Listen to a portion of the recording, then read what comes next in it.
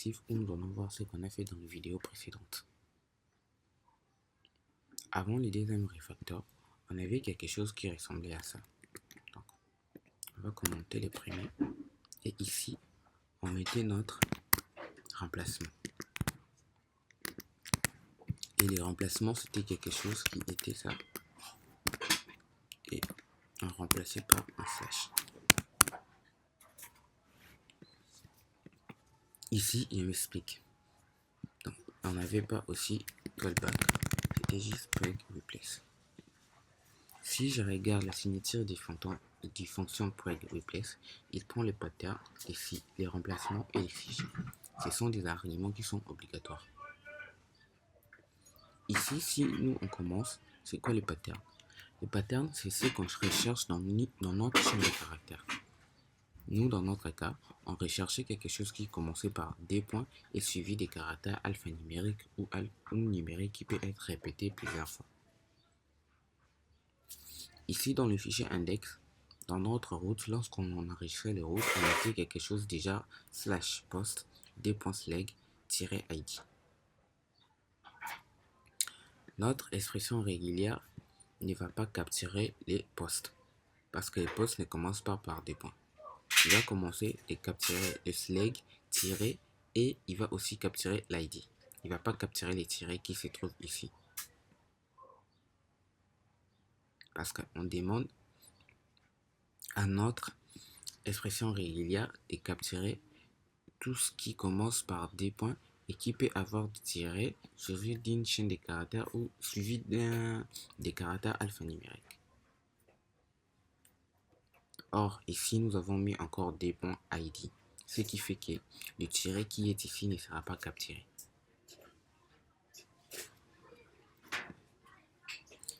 Ici, dans remplacement, c'est ce que nous allons remplacer. On fait cette expression régulière et on va les remplacer par ça. Et IRL, c'est là où on va faire la recherche de cette expression régulière. Donc, cette pattern, cette recherche, nous allons le faire dans cette variable. Et une fois qu'on a fini, il nous a retourné l'expression. Donc, il va nous retourner ça normalement. On va les stocker dans la variable path et on va le convertir en regex. Et ici, dans nos fonctions pragmatch, c'est par ici que nous allons exécuter notre expression régulière, si on peut le dire. Dans la fonction pragmatch, nous allons voir si le regex qu'on a ici, si ça match avec notre IRL. Cette fois-ci, on va plus tester avec l'IRL qui était passé ici, on va tester avec cette IRL. Et on va commencer à faire les trims. Les trims vont nous permettre d'enlever les flashs de débit et les slashs de la fin. Donc, si je regarde les signatures du fonction pragmatch, il prend le pattern, les CJ et les matches qui est optionnel. Et il prend aussi flag et offset qui sont optionnels. On n'a pas parlé. Donc, on va s'arrêter avec les matches. Ici, on met notre expression régulière. On met là où on veut tester l'expression régulière. Et ici, matches, c'est un tableau qui va contenir notre expression régulière. Donc, matches aura ID, aura sleg dans notre cas. S'il trouve ça dans le matches, on va remplacer par exemple si dans mon IRL j'ai quelque chose déjà post des.id, matches va contenir post, va contenir ID. Si dans mon expression j'ai quelque chose déjà par exemple post sleg des.id, pardon, des.sleg tiret matches va contenir le contenu du sleg et le contenu de l'id. Si dans mon expression j'ai quelque chose déjà post slash des.id slash des.sleg, matches va contenir le contenu de des.id et le contenu de des.sleg. Donc si ça match, on va les stocker directement dans la variable matches. C'est un tableau de chaîne de caractères. Donc ici, nous on dit directement si ça match pas, on va retourner false. On pourrait bien stocker le retour qui va retourner ici et on met ici dans le if pour tester. Car oui, la fonction PregMatch retourne int ou false.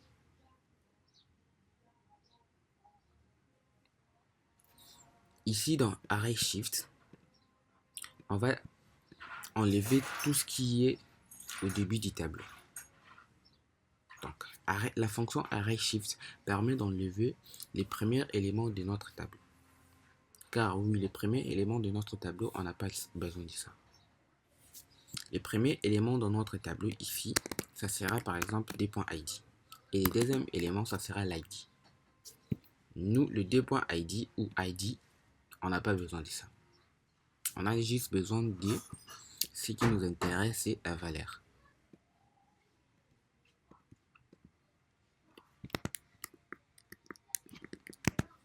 Et ici, on stocke les matches dans un attribut matches qu'on a créé ici en haut. Et ici, var_dump, on n'a pas aussi besoin de ça. On peut l'effacer et on retourne true si tout va bien.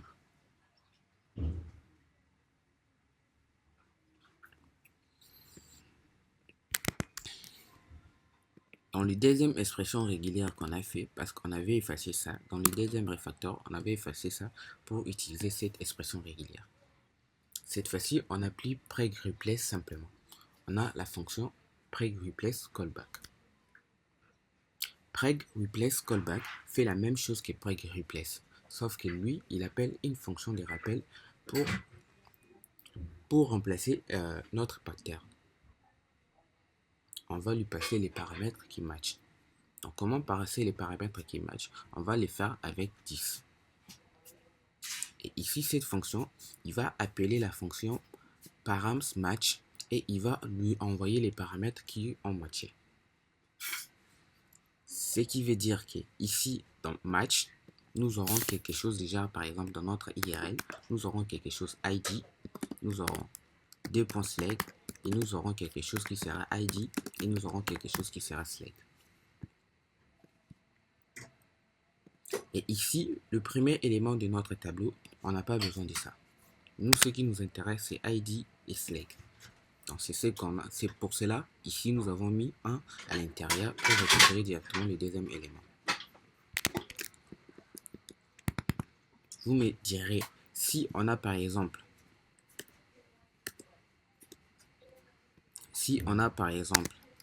ID et nous avons select. Si on met 1, ça veut dire qu'on récupère seulement l'ID. Non, c'est pas vrai. Ici, comment ça fonctionne? À chaque fois les paramètres vont matcher, la fonction PregReplace callback va appeler la fonction params_match. Donc, il va l'appeler première fois pour l'ID et il va aussi l'appeler première fois pour le select. Ici, on va vérifier quelque chose. On vérifie si notre params a un ID. Donc, ça veut dire qu'ici, on a mis ID ici. Donc, si on a ID, on va retourner cette expression régulière qui va capturer que les nombres. Et ici, pareil, on vérifie si params. Params, c'est un attribut qu'on a créé ici. On vérifie si params est vide. Si params est vide, on va renvoyer cette expression régulière qui va capturer des chaînes de caractères. Donc, cette expression régulière va juste capturer les chaînes de caractères. Et cette expression régulière va juste capturer les nombres. Ici, on vérifie si on n'a pas quelque chose dans params. Ça veut dire que l'utilisateur a décidé d'utiliser le with. Donc, il veut écrire ses propres expressions régulières. Donc, s'il veut écrire ses propres expressions régulières, il utilise le with.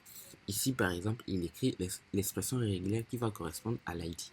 Il veut capturer tous les nombres qui vont aller de 0 à 5 et qui peut être répété plusieurs fois. Donc, il va capturer des nombres de 0 à 50. Et ici, pareil pour les select. Donc, ici, si on retrouve quelque chose, ça veut dire que ça ne sera pas exécuté. Parce que ici, déjà, on vérifie si dans le param, la clé ID n'est pas définie. S'il n'est pas défini, on va faire ça. Sinon, on va rien faire. Ça veut dire que si l'utilisateur a défini quelque chose dans le with, on va ni exécuter ça, ni exécuter ça. On va directement venir ici dans params. Et on va exécuter ce que l'utilisateur à écrire ici dans le dewif.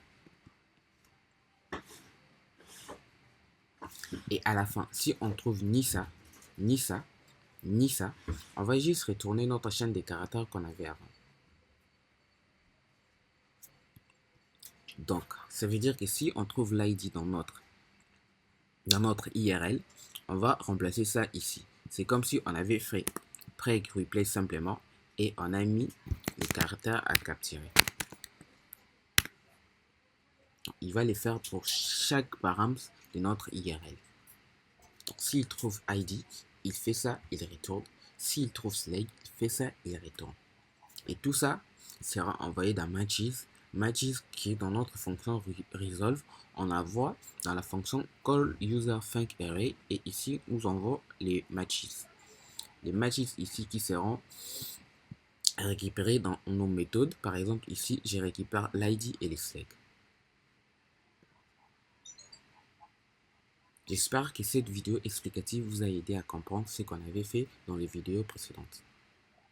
S'il y a des problèmes, n'hésitez pas à m'écrire dans les commentaires, je saurai comment vous aider.